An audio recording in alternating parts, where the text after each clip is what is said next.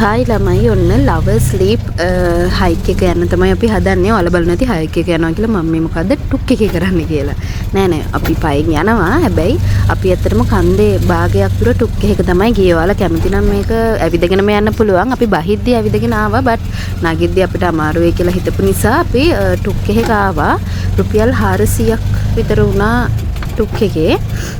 හැබැයි යා කිව්වා පාර පොඩ්ඩක් අවුල් ඒ නිසා බලලා අපිට කැමති ගාණක් දෙන්න කියලා. බලන්නකො ලස්සන තේවතු මැද්දෙන් තමයි මේ ටිකත් යන්න තියෙන්නේ. ඉතින් ඒ අයියත් අපිට එක එක දේවල් කියනවා. ඉතින් ඒවත් අහගෙන අපි ගියා. ඔයා බලන්න, ඔයාලත් බලන්නකො එහෙනම්.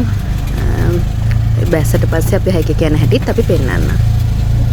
අනික අපි නැවතිලා ඉන්නේ ලිටල් ඉංග්ලන්ඩ් කොටේජ් එකේ. ඔයාලට මම වෙන වීඩියෝ එකක් දැම්මා. එතකොට එතන ඉඳන් තමයි රුපියල් 400ක් ගියේ මේ කන්දේ භාගයක් දුර යන්න.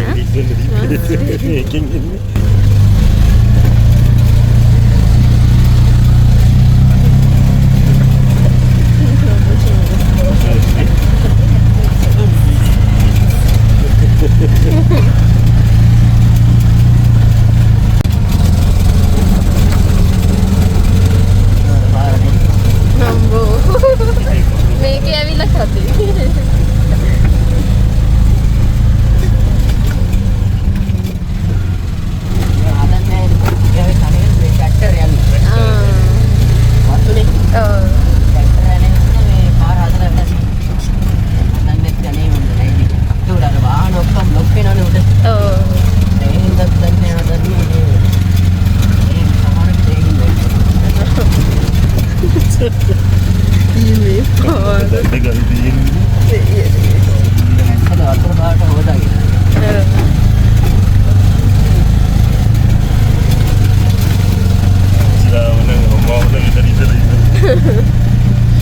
ඔව් දැන් ඔන්න අපි බහින තැන ලඟ වෙන්න යන්නේ. තව චුට්ට දුරක් ගිහිල්ලා අපි බැහැලා ඊටු ටික පයින් තමයි යන්නේ.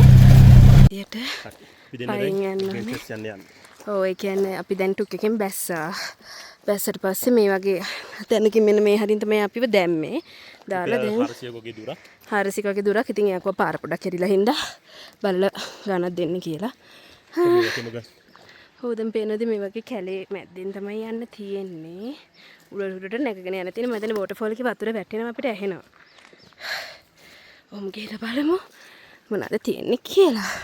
මේ හරි දැන් අපි මේ කඳු නැග තියලගෙන වතුර සද්දය ඇහෙනවා. මං හිතන්නේ මේ මෙතන බෝඩ් එකක් ගහලා තියෙනවා. මේ බෝඩ් දිගටම ගහලා තියෙනවා කියලා කිව්වා. Yes. ඒ පාර. Here we can see some kind of boards that they are whatever the place that we are going to.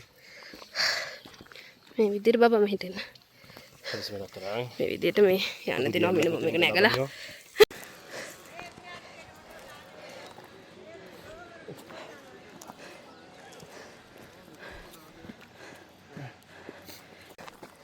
I was sleeping at home.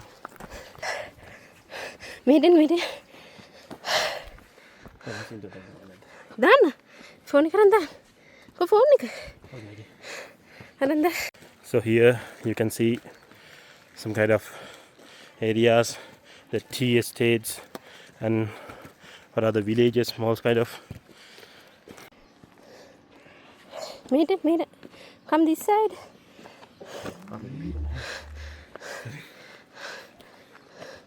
මේ අයියෙන් යන්න බවා. ඉතින් අපි නැගගෙන යනවා. ඉතින් මෙහි රස්නේ නැති හින්දා හොඳයි. හොඳ සීතලක් දැනෙනවා.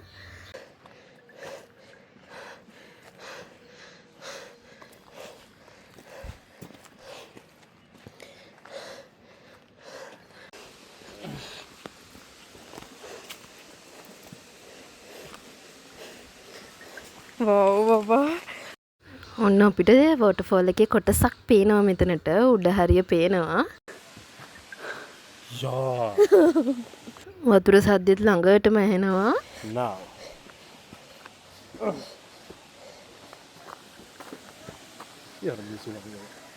එයාලා උඩට ගියත් දන්නේ. ඔන්න දැන් නම් ගොඩක්ම ළඟයි වතුර සද්දෙත් හොඳටම ඇහෙනවා. අපිට ඈතට තියාල්ලේ උඩ කොටස පේනවා. ඔන්න දැන් අපි ඇවිදගෙන යනවා. ඔව් ඒක දැන්. See the viewpoint. Look. අර වෙනස කෑ ගන්න. Come on. අපි කෑ ගහන වීඩියෝ Kuva! ඔන්න දැන් පේනවා ලවර් ස්ලීප් වොටර්ෆෝල් එකේ බෝඩ් එක ගහලා තියෙනවා. මෙතන පාරවල් දෙකක් තිබ්බා. උඩටද පල්ලෙහාටද යන්න කියලා අපි හොයාගන්න බැරුව හිටියා. මෙන්න මේ බෝඩ් එකේ ඇරෝස් ගහලා තිබ්බා උඩට යන්න ඕනේ නැති කියලා අපි හිතුවා. හැබැයි ඊට පස්සේ අපිට එතන අංකල් කෙනෙක්ව හම්බුණා. එයා අපිට කිව්වා උඩින් ගියොත් ගොඩක් ලස්සනට දියැලි 3ක් විතර පේනවා. හරිම ලස්සන view එකක් තියෙනවා. හැබැයි ටිකක් අමාරුයි. තව 10 minutes විතර යන්න තියෙනවා කියලා. මේ පල්ලෙහා පාර තමයි ලේසි කියලා කිව්වේ. ඉතින් ඒ නිසා අපි පල්ලෙහා පාරේ යන්න තෝරගත්තා. මොකද අපිට ඒ වෙදිත් ගොඩක් මහන්සිලා හිටියා. අනික උඩ ටිකක් රිස්කි වගේ කිව්වා නගින එක. ඒ නිසා අපි මෙන්න මේ පල්ලෙහා පාරෙන් ගියා. ඔන්න දැන් අපිට මිනිස්සු ඉන්නවා පේනවා දියැල්ල බලන්න ආපු. බව මෙතන පරිස්සමයි